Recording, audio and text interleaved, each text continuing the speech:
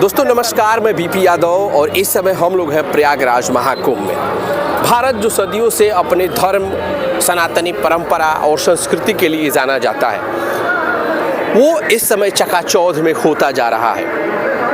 महाकुंभ चल रहा है, पूरी देश दुनिया की नज़रें भारत पर टिकी हुई है। सत्य सनातन की बात हो रही है, हिंदू राष्ट्र की बात हो रही है, भगवा की बात हो रही है और सेवा की बात हो रही है। कुंभ क्षेत्र में सबसे ज़्यादा देखा जाता है तो वो सेवा को देखा जाता है। लेकिन इस समय कुंभ क्षेत्र अपने चकाचौंध और विवादों को लेकर के भी चर्चा में है। यूँ तो 12 अखाड़े ही हैं, लेकिन एक 13वां अखाड़ा कहा जाता है किन्नर अखाड़े को।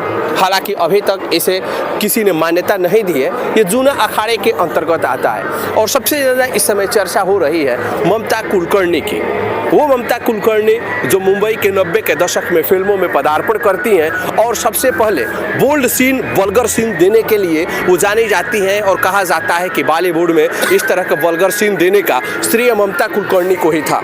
वो ही एक्सपोज करके बॉडी एक्सपोज शुरू की और पूरी दुनिया में छा गई थी। आज वही ममता कुलकर्णी, जिनके रिश्ते कभी बॉलीवुड से रहे हैं तो बॉलीवुड के बाद उनके रिश्ते अंडरवर्ल्ड से भी रहे हैं। उनका रिश्ता विक्की गोस्वामी से, जो कि दुनिया में अपने तस्करी के लिए जाना जाता है, मादक पदार्थों के लिए, जिसे अरब में गिरफ्तार किया गया था और उसने मुस्लिम धर्म कबूल कर लिया। उसके बाद उसे 5 वर्ष की सज़ा से ही छोड़ दिया गया, जबकि उसकी सज़ा 25 वर्ष की थी। वही ममता कुलकर्णी अब किन्नर अखाड़ा में महामंडलेश्वर बन गई है।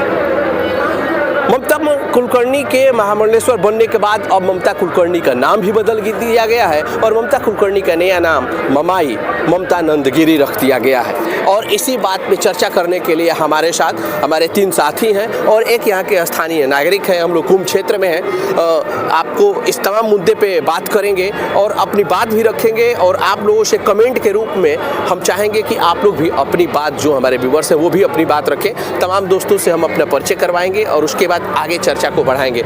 आप अपना परिचय एक बताएं दर्शकों को। मेरा नाम शिव पांडे है। मैं अखंड भारत बुलेटिन का न्यूज़ चैनल हेड हूँ और इस विषय में कहना चाहूँगा कि देखिए, चूँकि महाकुंभ का दौर है, महाकुंभ की बातें हो रही हैं, महाकुंभ चर्चाएं पूरे विश्व में हैं, लेकिन इस समय भी 2 दिन पहले जो पट्टाभिषेक हुआ, उस पट्टाभिषेक को लेकर चर्चाएं काफ़ी गर्म हैं।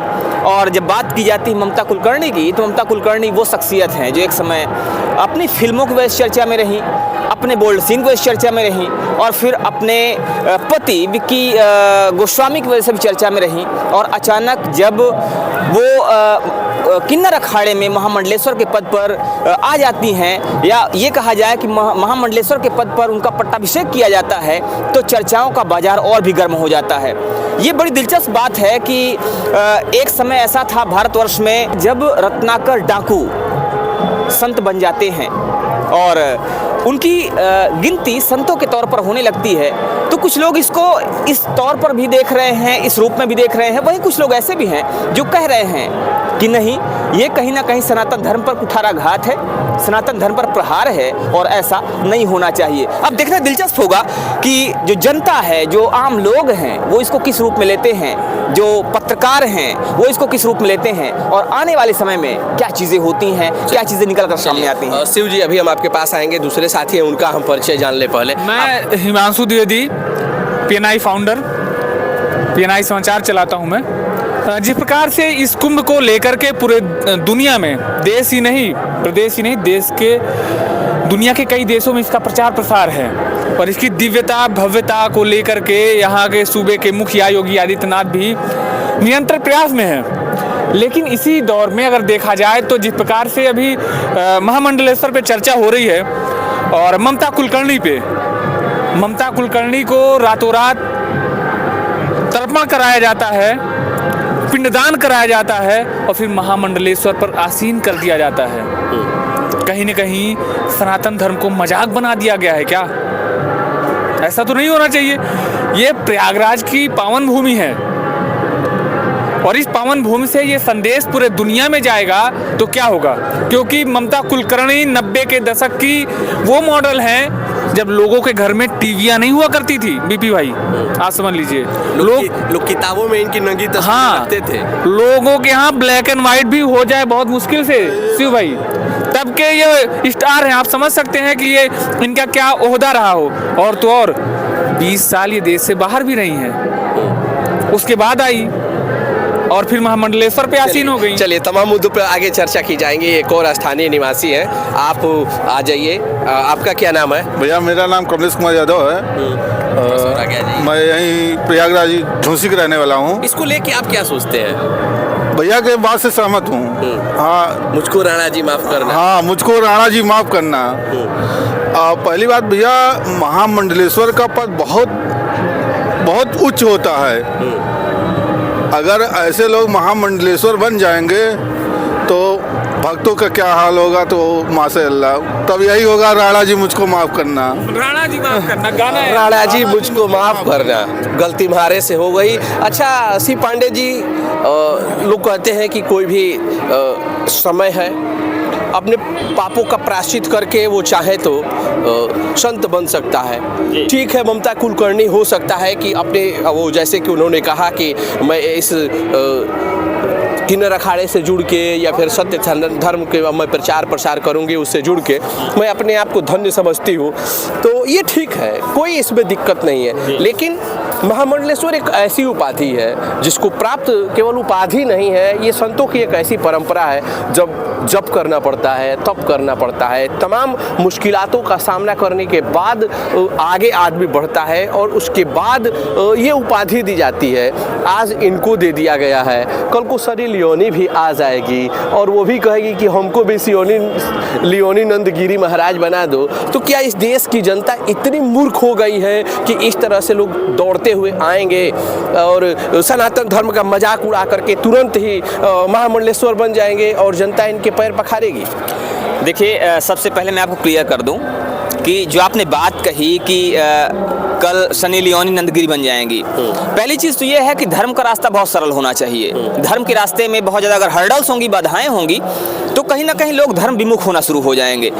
अगर हमारा इतिहास देखा जाए, अगर रत्नाकर डाकू महर्षि वाल्मीकि बन सकते हैं, तो अगर हम बात करें ममता कुलकर्णी की, तो ममता कुलकर्णी भी ममता नंदगिरी बन सकती हैं। बात वहाँ पर नहीं है, यहाँ पर जो जन समस्या बिल्कुल बिल्कुल ममता नंदगिरी वो बन सकते हैं, इसमें कोई शक नहीं है। इस पे न हमारा कोई आक्षेप है और न ही किसी और का आक्षेप है, लेकिन वो सीधे बॉलीवुड से उठ के आती हैं और डायरेक्ट महामंडलेश्वर बन जाती है। सवाल इस पर है। मैं इस बात को आपको क्लियर कर दूं। देखिए, वैराग्य की जब बात आती है, वैराग्य या आदमी के लाइफ में जो टर्निंग पॉइंट होता है वो कभी भी हो सकता है। उसका कोई निश्चित समय नहीं है, निश्चित नियम नहीं है, कोई निश्चित उसका कोई ऐसी चीज़ नहीं है कि इसी समय पे होगा, इसी विशेष घड़ी पे होगा, क्षण पर होगा। तो जो वैराग्य की भावना होती है, वैराग्य का भाव आता है, वो कभी भी आ सकता है। और जब वैराग्य का भाव आएगा तो उसका कोई पैरामीटर नहीं है, पैमाना नहीं है, या कोई पर्टिकुलर ऐसी चीज़ नहीं कि नापा जा सके।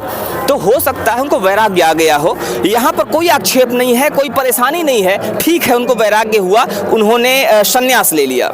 संन्यास किसी को भी हो सकता है, लेकिन अब परेशानी कहाँ पे है? परेशानी ये हो रही है कि ममता कुलकर्णी अचानक से आती हैं, महामंडलेश्वर बना दी जाती हैं। परेशानी यहाँ पे हो रही है, लोगों ने उनको जांचा नहीं है, परखा नहीं है, उनके इस रूप को पहले कभी देखा नहीं है, और अचानक से इस रूप में आ जाना। और चूंकि महामंडलेश्वर एक बड़ी उपाधि है, संतों के जीवन में अगर देखा जाए तो एक ऐसा वाकया है, एक ऐसा समय है जब वो काफ़ी तपस्या से गुजर चुके होते हैं, काफ़ी वो अपने आप को प्रूव कर चुके होते हैं, तब जाके कहीं इस पद पर पहुंचते हैं। तो अचानक इनका आना और फिर महामंडलेश्वर के पद पर आसीन हो जाना, ये जनता को पच नहीं रहा है। दूसरी चीज़ ये है कि ममता कुलकर्णी जो कि एक महिला है और वो किन्नर अखाड़े से महामंडलेश्वर बनती हैं, ये भी चीज़ कहीं ना कहीं जनता के दिमाग पर एक गहरा अपना असर डाल रही है कि आखिर ममता कुलकर्णी किन्नर अखाड़े की ही महामंडलेश्वर क्यों?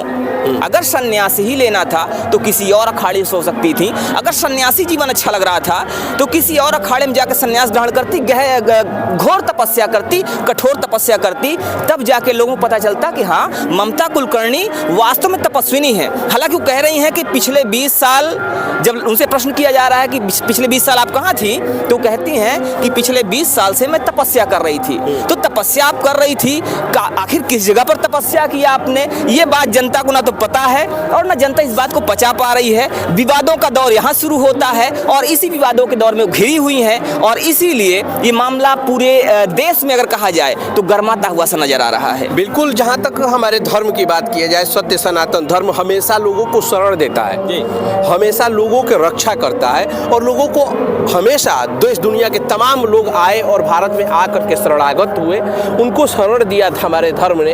उनको हमारे धर्म ने अभी इसे प्रयाग कुंभ में ही आप देखेंगे जो 20-20, 30-30 साल से इस धर्म को अपनाए हुए हैं और विदेशी संत हैं, उनको महामंडलेश्वर की उपाधियाँ दी गई हैं। विवाद वहाँ है ही नहीं, विवाद तो वही है कि ये उठ करके सीधे आती हैं और इनको अगर महामंडलेश्वर बना दिया जाता है तो कल को सपोज कीजिए कि और कोई हीरोइन उठ के आती है और वो कहती है कि हमको भी महामंडलेश्वर बना दो, तो उन पर भी तो कुठाराघात होगा। जो लगातार जप कर रहे हैं, तप कर रहे हैं, ईश्वर के आराधना में लीन है, उनको भी ऐसा लगेगा कि हम वहाँ पर रहते तो कुछ और अच्छा कर। देखिए बीपी जी, तो इस पे हिमांशु जी जो कहा जाए तो इस पे क्या सोचा जाए कि किन्नर अखाड़े का उनको महामंडलेश्वर बनाया गया। हमने कई संतजनों गुरुजनों से बात किया यही कुंभ क्षेत्र में आकर के, तो उन्होंने कहा कि किन्नर से उनको बना दिया गया है किसी न किसी तरह से। और किन्नर अखाड़ा आप भी जानते हैं, हम सभी जानते हैं कि 2018 में 19 के दरमियान ही किन्नर अखाड़े का गठन हुआ है। हाँ, पिछले जो अर्धकुंभ, तो बहुत लंबा कार्यकाल तभी किन्नर अखाड़े का है नहीं और उन पे आरोप भी लग रहे हैं कि प्रलोभन में आकर के इनको पद दे दिया गया। अब भाई प्रलोभन मतलब क्या कि कुछ माल पानी अखाड़े को मिला होगा? अब ऐसा वायरल चल रहा है, लोगों का कहना है कि कुछ प्रलोभन में आकर के उनको महामंडलेश्वर बनाया गया, क्योंकि आप ही सोचिए वो किन्नर अखाड़ा है, वहाँ पे स्त्री का और ना तो पुरुष का, ना तो नागा साधु का कोई काम नहीं है। वहाँ काम है तो केवल किन्नरों का, जो किन्नर हैं जो तपस्या करेंगी उनको वो पद दिया जाएगा। लेकिन कहीं ना कहीं ये किन्नर, फिर तो ये तो उनके हक पे डाका भी हो गया। ये उनका हक मारा जा रहा है। भाई किन्नर अखाड़ा बना है, बड़े मुश्किल से बना है। भाई किन्नर आज के तो है नहीं, इनकी अर्धनारीश्वर है, उपदेवता कहा जाता है। बिल्कुल उपदेवता कहा जाता है, अर्धनारीश्वर है, तो इनकी तो आज की परंपरा है। लेकिन इनको अखाड़े का स्थान दिया गया और उसमें ये स्त्री बॉलीवुड से आकर के घुस गई, तो कहीं ना कहीं भाई इनको लोग पूजेंगे। अब महामंडलेश्वर हो गई। मतलब अब इनके भी कल तक जो इनकी वो वाली तस्वीरें, अर्धनग्न तस्वीरें अपने डायरियों में रखा करते थे, उन तस्वीरों को देखा करते थे, अब आने वाले समय में अब इनका पैर पखारेंगे। बिल्कुल देखा महामंडलेश्वर। चलिए हम अब चाहेंगे कि अब सवालों का दौर शिव पांडे जी शुरू करें। शिव पांडे के भी मन में काफ़ी सवाल है, वो काफ़ी बंद मुस्कुरा रहे हैं। शिव पांडे जी, हम माइक आपको दे रहे हैं। आपको माइक देने से पहले एक स्थानीय निवासी हमारे हैं, आ जाइए आप इधर, उनसे हम जान लेते हैं कि ये बताइए आप क्या कह रहे हैं। मैं भैया से बहुत सहमत हूँ। ये इसमें हमारे जो किन्नर समाज के हैं उनका हक मारा गया है। भाई तो किन्नरों को भी आवाज उठानी चाहिए। एक माता जी उठाई तो हैं। अब भाई हम तो यही कहना चाह रहे हैं कि और किन्नर समाज में आवाज उठाए, क्योंकि उनका भी हक मारा गया है। हक उनका मारा गया है भाई। इसमें ना स्त्री का वो है ना पुरुष का, भाई ना महिला नागा है ना महिला नागा है, और वो तो किन्नर समाज है ना, किन्नर समाज का हक मारा गया है इसमें। यानी कि अगर कन्नौरा फतेही आए या कहे कि हमको भी दे दो तो फिर तो अब भैया मैं ज़्यादा नहीं कहना चाहता। आस्था आपके मन में ममता को बनाने में क्या आहत आपकी भावना हुई है? सत्य सनातनी को दिल पे चोट लगी है? पहला बात तो भैया इनको कागज परखा नहीं गया, ये इनका डी कंपनी से कनेक्शन था। इधर आइए, आप बहुत खतरनाक बात कर रहे हैं। इनका डी कंपनी से कनेक्शन था।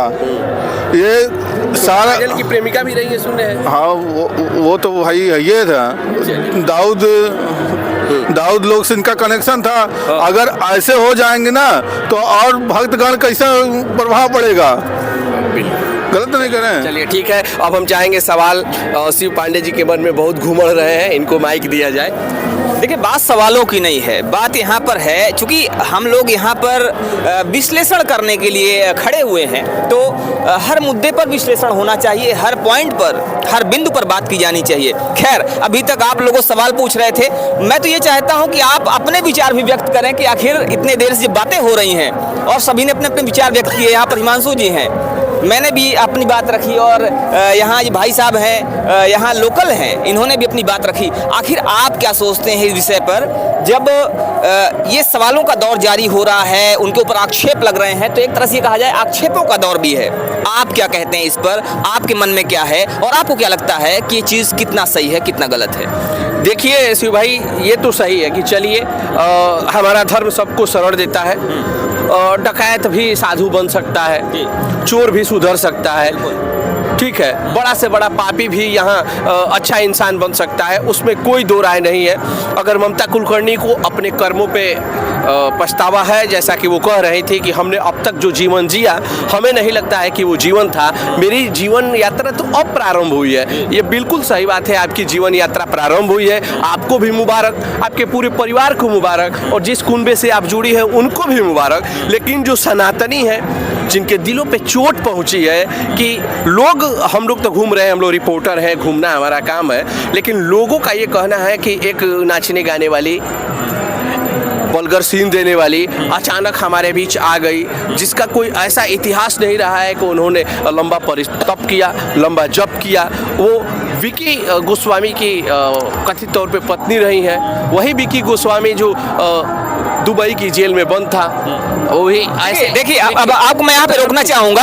आपने नाचने गाने वाली बात किया, हमारे वेदों में, पुराणों में एक कहानी आती गणिका की। हाँ बिल्कुल, ठीक है, तो गणिका की जब बात आती है, गणिका भी एक वेश्या थी, और हमारा धर्म कहता है कि सम्मान सबको देना चाहिए, चाहे वो किसी भी पेशे से जुड़ा हुआ व्यक्ति हो। बात वहाँ पर नहीं है। आपकी आपत्ति क्या इनके नाचने गाने को लेकर है, या इनके महामंडलेश्वर बनाए जाने को है, या इनका किन्नर अखाड़ा में प्रवेश कर जाना, ये आपको आपत्तिजनक लग रहा है? देखिए, किस अखाड़े में वो प्रवेश करती है ये उनका निजी मामला है। दूसरी चीज, उस अखाड़े का ये निजी मामला है कि वो किसे महामंडलेश्वर का पद देता है। लेकिन जहाँ तक किन्नर अखाड़े की बात है, किन्नरों ने बड़ी मुश्किल से लड़ाई लड़ी है इस सरकार से, एक लंबी लड़ाई लड़ी है, एक बड़ा जद्दोजहद उन्होंने झेला है, और इस समाज में बहुत ज़्यादा वो प्रताड़ित हुए हैं। आज उनको जहाँ मेल फीमेल का पहले 2 ही कॉलम हुआ करता था, आज 3रा कॉलम आ गया है ट्रांसजेंडर का। तो ये लड़ाई उन्होंने लड़ी है। अगर उनके हक पे कोई डाका डालेगा ना, तो ये देश लोकतंत्र से चल रहा है। अभी आप कह रहे हैं कि उनका निजी मामला है, और मैं इस पर आपको फिर से रोकना चाहूंगा। उन्होंने लड़ाई लड़ी है, और बेशक लड़ाई लड़ी है, लंबी लड़ाई लड़ी है, लेकिन उनको वहां पर एंट्री देने वाला, उनको वहां पर पट्टाभिषेक कराने वाला, बात को मैं बता रहा हूँ आपको, इसके पीछे की स्टोरी भी बता रहा हूँ। जो रूमर्स चल रहे हैं, जो कुछ ऐसे भी किन्नर हैं जो कैमरे पे तो नहीं बोलते हैं, लेकिन ऑफ कैमरा हम ही लोगों से कहते हैं कि भाई साहब, ये पूरा का पूरा खेल जो खेला जा रहा है, ये ममता कुलकर्णी से 70-80 लाख रुपए की डील है। और ये डील इसलिए की गई है ताकि इस अखाड़े को, जो इसमें मठाधीश हर जगह रहते हैं, उन मठाधीशों को आर्थिक लाभ हो सके। दूसरी चीज ये कि ममता कुलकर्णी को फिर इससे क्या लाभ हो सकता है, लाभ इससे क्या हो सकता है, ये सबसे बड़ा प्रश्न है। और इस प्रश्न का एक ही जवाब है कि जो विकी है या ममता है, ममता काफ़ी वर्ष देश से बाहर रही है। ये ड्रग के केस में ये जेल में भी बंद थी, बाद में जमानत पे छूटी। उसके बाद जो इनके हस्बैंड हैं, जिनको अब ये कई इंटरव्यूज़ में अपना भाई बता चुकी हैं। अब बात समझ जाइए, ममता कुलकर्णी पहले हस्बैंड कहती थी, अब कहती हैं कि वो मेरे भाई हैं। तो यही इसी समझ जाइए कि वो कितनी जो है दिमागी तौर पे हिली हुई है। जो उनका पति हो उसको वो भाई कह रही हो। तो जो लोगों का कहना है कि जो ब्लैक मनी विदेशों में उनका पड़ा हुआ है, अब एक उनको तमगा मिल गया महामंडलेश्वर का, कहीं भी आश्रम बनाओ और कहीं से काले धन को सफ़ेद करने का ये सबसे सुगम रास्ता है। कहा जाता है कि धर्म के पैसे में कोई ऑडिट नहीं होता है, कोई टैक्स नहीं लगता है। तो यहाँ से ये भी खेल हो सकता है। तो बात यहाँ पर की जा रही है ममता कुलकर्णी से जुड़ी हुई, विभिन्न पहलुओं से जुड़ी हुई। अब प्रश्न यहाँ पर ये भी उठते हैं कि क्या ममता कुलकर्णी का महामंडलेश्वर बनना उनके ब्लैक मनी को वाइट करने का एक जरिया है? खैर, इस पर आपका क्या सोचना है आप जरूर बताइएगा। यहाँ पर अलग अलग लोगों की अपनी अलग अलग राय है और अलग अलग मान्यता है। हमारे बीच में हिमांशु जी हैं और हिमांशु जी भी कुछ कहना चाह रहे हैं, इनसे बात कर लेते हैं कि आखिर इस बात को लेकर आपका क्या कहना है। क्या कहते हैं आप इस? मैं तो यही कहूँगा कि भाई ममता कुलकर्णी का निजी जीवन है, ठीक, उससे मतलब नहीं है हमें। वो क्या कर रही है, क्या कर रही है, बीपी जी आप समझिए, वो क्या कर रही क्या नहीं, उससे कोई मतलब नहीं है। वो कहाँ रही, विदेशों में रही, कुछ भी कर डाले। लेकिन सवाल तब उठता है जब किन्नर अखाड़ा महामंडलेश्वर बना देता है। भाई अगर देखा जाए तो अगर पेपर हो रहा है परीक्षा, कौन नहीं चाहेगा कि नकल हो जाए? परीक्षार्थी तो चाहेगा ना कि मैं नकल थोड़ा हो जाए तो और अच्छे मार्क्स आ जाएं। हर परीक्षार्थी भी नहीं चाहता, लेकिन उसमें कुछ होते हैं, अगर मौका मिलेगा छोड़ेंगे भी नहीं। इसका मतलब ये नकल ही हो गया। बिल्कुल हो गया भाई, उसकी गलती नहीं है। वो महामंडलेश्वर कौन नहीं चाहेगा बनना भाई। लगभग 52 साल की उम्र में उसने अपने जीवन का परम वैभव प्राप्त कर लिया। 52 साल की उम्र में उसने वो दुनिया देख ली, हर देश विदेश, नाम शोहरत, पैसा सब कुछ कमा लिया, और फिर उस उम्र में आने के बाद महामंडलेश्वर के चरणों में झुका लिया। बिल्कुल कह सकते हैं, सही बात। उसका दोष नहीं है। इसको जिसने नियुक्त किया उनका दोष है, उस अखाड़े का दोष है। इन्होंने उनका पट्टाभिषेक कराया, उनका तर्पण कराया, पिंडदान कराया। ऐसे तो बनते नहीं है भाई। कौन नहीं चाहता महामंडलेश्वर बनना? महामंडलेश्वर इतना छोटा मोटा पद नहीं है। सनातन धर्म को मानने वाले उस चीज़ को जानते हैं।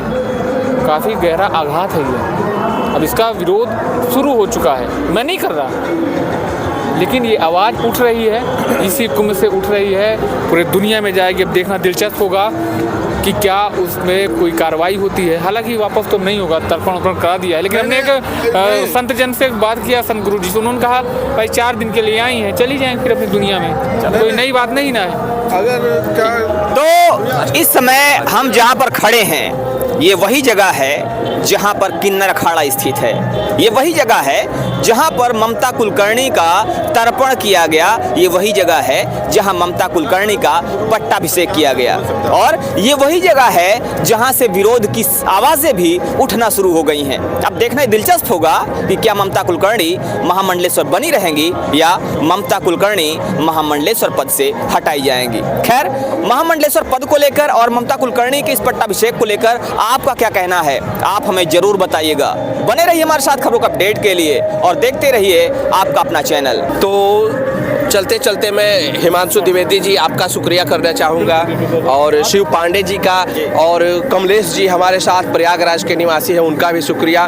दोस्तों, ये वीडियो हमारे किसी के भावनाओं को आहत करने के लिए नहीं बनाई गई है, पहली चीज़। दूसरी ये कि ये हमारी जो भी रिपोर्ट है, जो भी हमारे विचार हैं, वो कुंभ क्षेत्र में विभिन्न लोगों से हम लोगों ने मिला है, विभिन्न लोगों की बातें समझी हैं, और उसके बाद जो लबोलुआब निकला है। शिव पांडे जी पूरे दिन रिपोर्टिंग करते हैं, कुंभ क्षेत्र में लोगों से मिलते रहते हैं। इन्होंने अपने विचार उन्हीं बातों पर आधारित करके रखे, और मैं बीपी यादव, मैं भी लोगों से मिल रहा हूँ, चाहे वो किन्नर अखाड़ा हो, चाहे अन्य अखाड़े और अन्य साधु संतों से, तो वही बात हम लोगों ने रखी है। और आप हिमांशु द्विवेदी जी हैं, इन्होंने भी उस पूरे चीज़ को समझा है, ग्राउंड पे किया है, और तब जाकर के ये बातें हम लोगों ने रखा है। फिलहाल वीडियो आप लोगों को कैसी लगी है कमेंट बॉक्स में ज़रूर बताइएगा, और इस संबंध में आप लोग क्या सोचते हैं ये ज़रूर बताइएगा। आगे हम अन्य साधु संतों से भी इस विषय में लगातार डिबेट करेंगे, पब्लिक के बीच चर्चा करेंगे, वो वीडियो भी आप लोगों को दिखाएंगे। बस आप लोग अपना प्यार स्नेह दुलार बनाए रखिए, चैनल को सब्सक्राइब कर लीजिएगा, वीडियो को लाइक कर दीजिएगा, और जितना से जितना हो सके सनातन धर्म बचाना है तो सनातनियों के बीच इस वीडियो को आपको फैलाना आपकी जिम्मेदारी भी है। इस जिम्मेदारी का भी आप लोगों को पालन करना है, क्योंकि सनातन बचा रहेगा। ऐसे महाकुंभ लाखों होंगे। 144 वर्षों बाद ये शुभ दिन आया है, हो सकता है हमारी आने वाली पीढ़ियां इससे भी खूबसूरत कुंभ देखें। क्यों शिव पांडे जी? जी बिल्कुल, आने वाले समय में हो सकता है कोई ऐसा महाकुंभ है जिसका संयोग 244 वर्षों के बाद हो, और अगर सनातन बचा रहेगा तो सनातन को मानने वाले जो लोग हैं वो भी बेहतर इसको एंजॉय कर पाएंगे और बेहतर अनुभव कर पाएंगे, एक अच्छी वाइब्स महसूस कर पाएंगे। चलिए, आप लोगों से लगातार हम लोग मिलते रहेंगे। आप सभी लोगों को इस कुंभ पावन धरती से हम सभी लोगों का नमस्कार, प्रणाम, जय श्री राम।